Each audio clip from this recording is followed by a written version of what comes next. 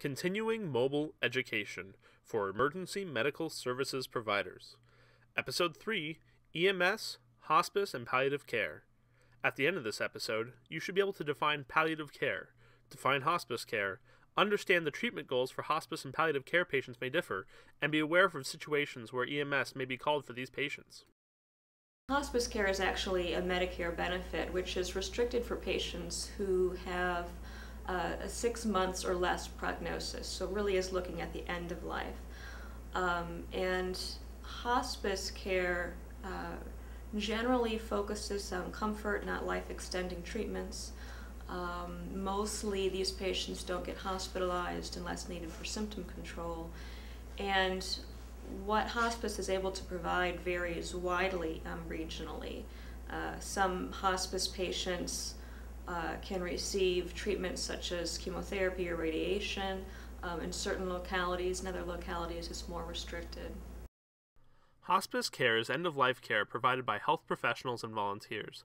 They give medical, psychological, and spiritual support. The goal of care is to help people who are dying have peace, comfort, and dignity. The caregivers try to control pain and other symptoms so the person can remain alert and as comfortable as possible. In other words, hospital is a special concept of care designed to provide comfort and support to patients and families when a life-limiting illness no longer responds to cure-oriented treatments.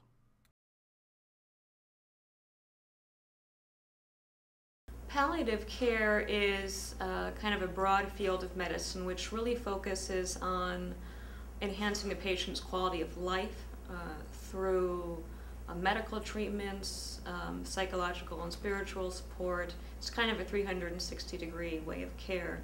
It's offered frequently in the end-of-life setting, but it's not just limited to that.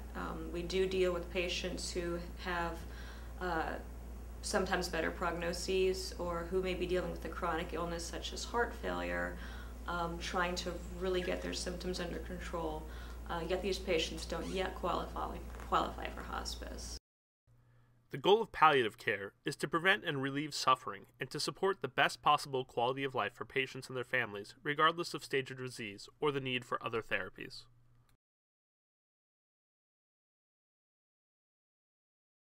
In hospice care, again, it can vary widely.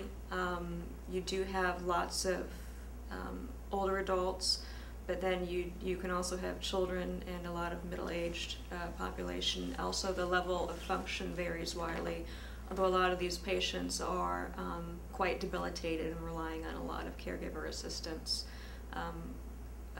Cognitive ability can vary widely. Hospice is certainly a different environment. Anybody that hasn't really been involved in hospice, it's hard to comprehend. I had some experience in an agency that actually was providing some hospice level care as a pilot type program. And you know, it really unfortunately depends upon the education that was provided to the family and the providers that are there. In all actuality, there really should be no involvement of pre-hospital care providers in somebody that's in hospice care. The whole idea is that they've reached the end point. There is no more medical intervention to be performed for this patient, and they're going into a comfort place to end their life. So we really had no protocols and no procedures to deal with somebody panicking, usually was the case, and calling 911 and they were gasping. Well, I don't have a protocol that says do half the stuff for a hospice person or not stuff for a hospice person, and it really puts you in a difficult situation. I am a strong believer that you need to follow the staff's lead.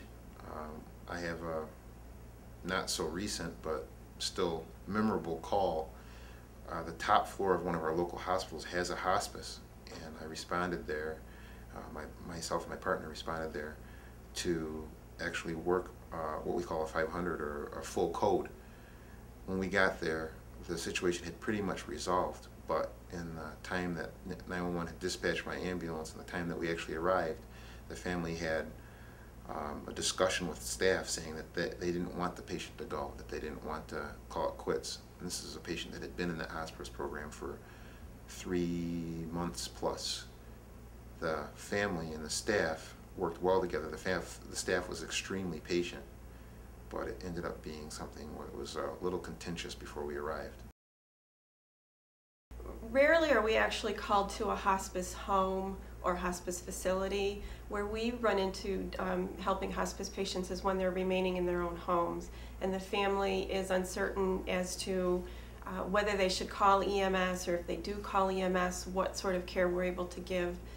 Because when we encounter hospice situations, it's usually the patient is officially enrolled in a program where end-of-life issues have been made. So we train our crews and we help educate the family that we still can help the patient in those situations, but in an area of resuscitation, that's where our limitations are going to be if the DNR orders are in existence.